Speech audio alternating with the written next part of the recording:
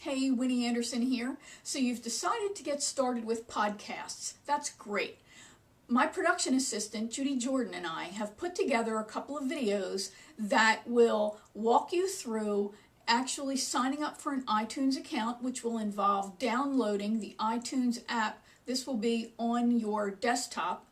And then I come in at the end of Judy's video and I explain how to navigate the iTunes store so you can find podcasts that you want to subscribe to, and I hope that you then decide to rate and review them as well. So enjoy the video. I hope you find this helpful. Welcome to this demonstration on creating an Apple ID for iTunes on a computer.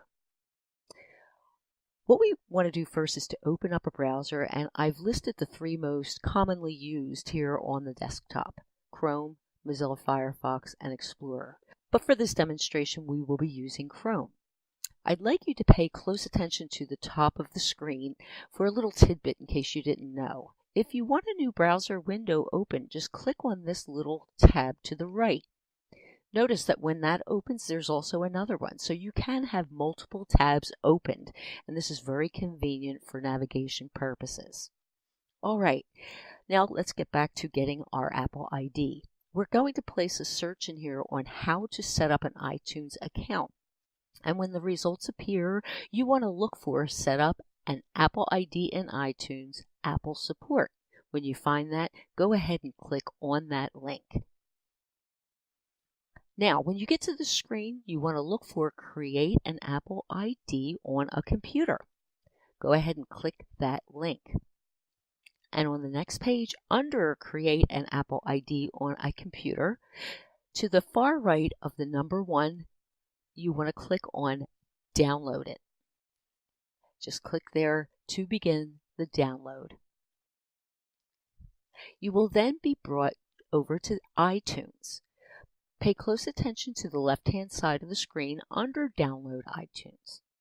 Note that these two checkboxes have been pre-selected. If you do not want these notifications, feel free to uncheck those boxes before proceeding to the box where you will fill in your email address.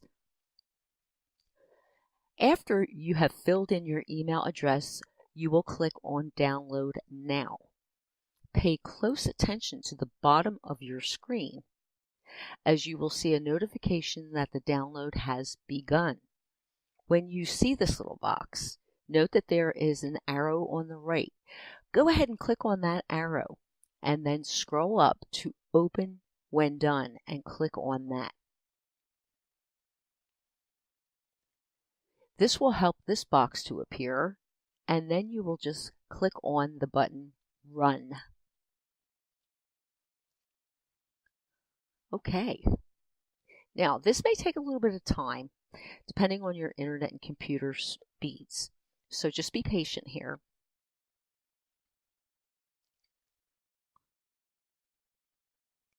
Okay, now you're going to get the window, Welcome to iTunes window, and all you need to do here is to click on Next. Again, two pre-selected checkboxes. You can go ahead and deselect if you wish, and then click on Install. If you get a pop-up asking you if you want this program to install, please go ahead and click the affirmative response. Now you will see the progress of the installation. Again, this will depend on the speed of your computer and your internet, so you may need to be patient. And once the installation has completed, you will be taken to the congratulations screen, and you just need to click on Finish.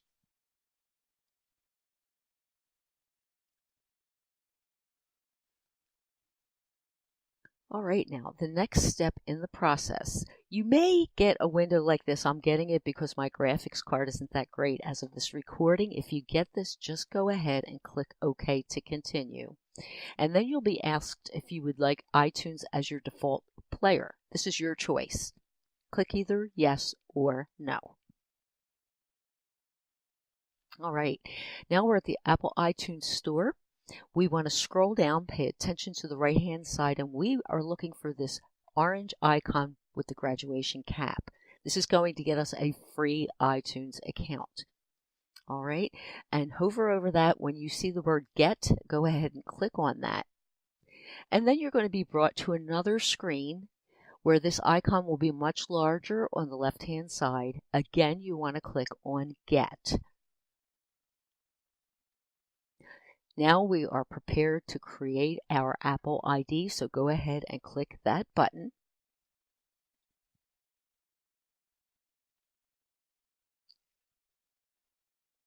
Just go ahead and click Continue.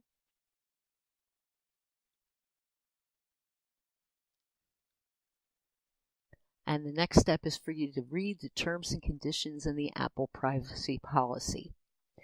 Once you've read through this and you're comfortable, then you can go ahead and click the checkbox and the button that says Agree.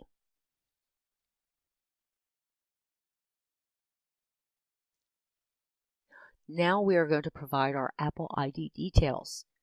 The email address you provide here will be your Apple ID. So you want to write that down if you think you're going to forget it. And then you're going to type in a password, and you can follow the instructions that they provide on how it should be formatted.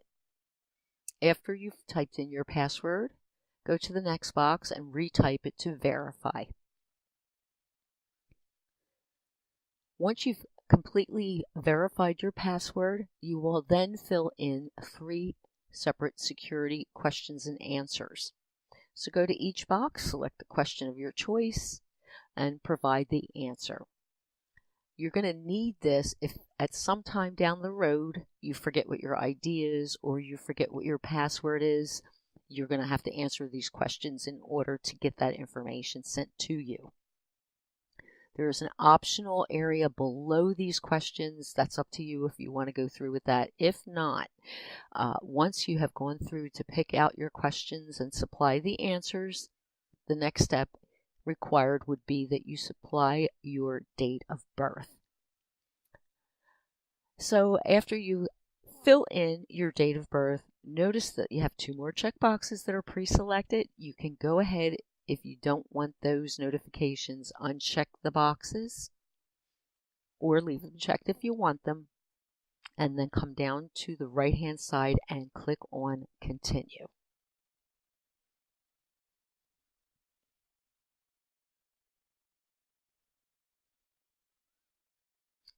All right, now this part is important. You want to be sure that none is selected because we want the free ID right now. We don't want to supply any credit or debit card information. So click on none. However, you still need to give them your billing information. So go ahead in there and fill in these required fields with your name and address. And then we'll be able to proceed once you have completed that information.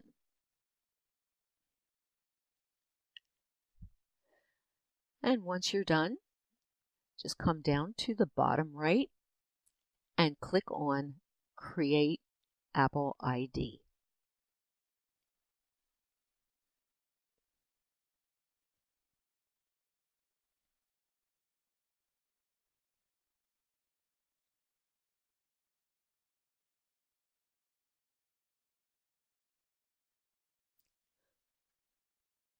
All right, now you're going to have to verify your Apple ID by going to your email. So you can click OK here, but go over to your email and open up the email that was sent to you to verify.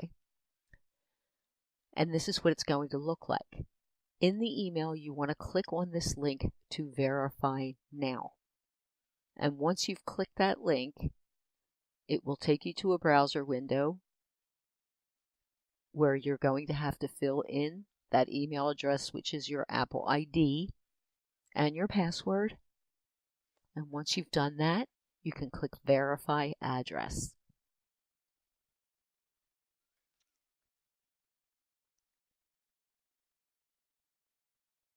Now you will receive an indication that your email address has been verified. Now you'll just click on Return to the store.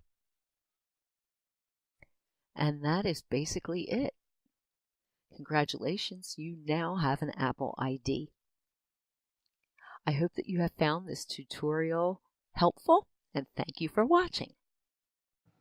Hey, Winnie Anderson. So now that Judy set you up with an iTunes account, an Apple ID, now you are ready to start enjoying podcasts. So I'm just going to show you how to access the iTunes store and how to start in finding and rating and reviewing and enjoying podcasts. So this is my desktop. I have a PC, and I always go to iTunes through my start menu. So I just click on that. Now you might have it set up with an icon here on your desktop, and if so, then just double click on the icon. But I go through the start menu and I just select iTunes. And it might take a little while, depends on your internet connection, how robust it is, and what else your machine is doing. So if you have a lot of windows and tabs open, then that could slow down your machine, and that could take a little while then. So you are going to get this window that's going to pop up, and it's going to tell you that the iTunes has detected that it's not the default player for audio files, and it asks if you want to make it so. You can say, never message me again with this, or you can just check yes. Even though I use iTunes a lot, I still say no. So then it accesses the iTunes store, and it may or may not open up directly to podcasts. If it does not, you want to come up to the top of the screen here, and you want to click on these little dots or hover on it, and your options will drop down, and you'll see this little icon. I'm already on the podcast page, but that's what you're looking for to show up. So you're just going to choose, hover this over and then choose podcasts out of there. So for some reason, the slider here is not appearing. This is normally a slider, and when you click on it, it will slide through images of the most popular podcasts, the hot podcasts that they're trying to, entice you with. So my internet connection looks like it's pretty slow right now, so that's why I'm having some problems accessing these images. But what you're looking at here is underneath the slider. Oh, there it is. Underneath the slider, there will be what is deemed new and noteworthy podcasts. And these are podcasts that have gotten popular, and that the folks at iTunes think, hey, these are so popular, we want to draw attention to them. So you'll see these are all of iTunes new and noteworthy, and it's a very big list. And iTunes uses this gray scroll bar to scroll through this, this way. And then you can also click on See All, and everything that is in the total new and noteworthy is going to show up on your screen. So I'm just going to scroll down here gently and show you what you're looking at. There are also Editor's Choice. These are podcasts that the editors have said, hey, these are fairly interesting and you should check them out. So there's usually a good sized list of things that are Editor's Choice, and they're usually in different types of categories. You'll see everything from, the foodies to travel and entertainment and comedy, politics, that kind of stuff. Then you have things that have been accumulated into featured collections. And again, you can scroll this way. And what would happen is if you clicked on one of these buttons, then you would find maybe podcasts that are under this particular category, like how to podcast, that sort of thing. So then you have, kids, that's a new one. I've never noticed that one before. So then you can also browse by category, okay? And these are broken down into several different categories. And again, Apple does the slidey thing this way. And then you can also, just keep going and you'll find all different types of categories. But we're going to scroll back up to the top here. And over here in the right-hand column, you can see all of the categories for podcasts. And then there are some hot links here. So if you have an iTunes gift card that you want to redeem, or you want to buy one for someone, etc. And then if you're setting up a podcast, there's some very complex information that is right here. So What people do is they either know about a podcast that they want to check out, or they want to come and investigate, and they want to find podcasts around a specific type of information. So maybe it's financial management. You want to learn more about financial management. So you would come up here and you would put some search terms in here. Maybe you'd add financial management. So that's one reason why podcasts, we have to really think about what we're titling them and how we describe them so we can manage to rank well in the search engine that is iTunes, because iTunes really is a search engine. So to find a podcast, you can either go into the category or you can click the drop down menu. And let's go with, maybe a specific podcast that you want to check out, like the Let's Talk Tech Show. And in this case, I think whenever you know the host, you want to just put the host name in there. That way, in case there's any duplication or similarity of titles, which certainly happens, you're going to be able to get the one that is, just the one that you wanted. So you hit enter, and here come all of my podcasts, and including the one I uploaded today. Yay! So, which I need to promote. So here are all my shows, and you can, if you wanted to listen to them right from here, absolutely, you can go ahead and do that. You can also, though, subscribe. Subscribing is great for a couple of reasons. One, it kind of just puts aside these shows because it knows you want them, right? So you're going to then accumulate these shows. It's going to automatically download them for a certain period of time and save them to your iTunes account.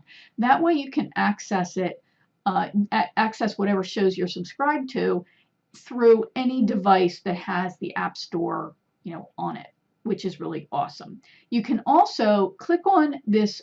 This is called album art. You can click on my album art, and you can go to, this brings you to the show's regular page on iTunes. So when you come here, you're going to see this button, and these are actually two different buttons. So you can, if you want to subscribe, which I certainly hope you do, you can click on the subscribe button. And if you would like to share this show, you can share right from here. And you can, share it on these social sites, or you can click this and you can copy the direct link to this show page, and you can paste that, wherever you want to. So when you come to a show's page, you see a description of what the show is about, all the shows that have been released so far, and you can click on to see ratings and reviews, and you see I have a couple here, and I have a few ratings. So I certainly hope that you will stop by and review and rate the show. Creating podcasts is very time consuming. So anytime you find a show you like, it really does benefit the host when you take the time to click to leave a rating and leave a review. Certainly you want to leave a review if you really like the show, and don't leave one if it's not a genuine review. But it does help the show get found, because it helps the show rise in the rankings and in the search engines. So enjoy that. You can then have, any number of podcasts. I find them to be just really great way to get educated and entertained at the same time, and I download them and binge listen when I'm on my long drives. But that's the beauty of podcasts, is that you can really maximize the efficiency of your time and listen or watch while you're doing other things. So that has given you information on how you can start an iTunes account, get an Apple ID, and then how you can find shows, subscribe, rate, and review. So I hope you enjoy podcasts, come to love them as much as I have, and thanks for stopping by, and I certainly hope that you enjoy my show, and you want to be sure to subscribe and subscribe at theletstalktechshow.com, because when you become a fan of the show, you'll get access to the great downloads that I'm creating for as many episodes as possible. And one free giveaway right now is the questionnaire that I've put together that will help you step through your thinking whenever you're evaluating a particular software, system, service, or app to make sure you're making the best choice for you. So thanks for stopping by. This has been Winnie Anderson for the Let's Talk Tech Show, and I look forward to seeing you in another episode soon. Bye for now.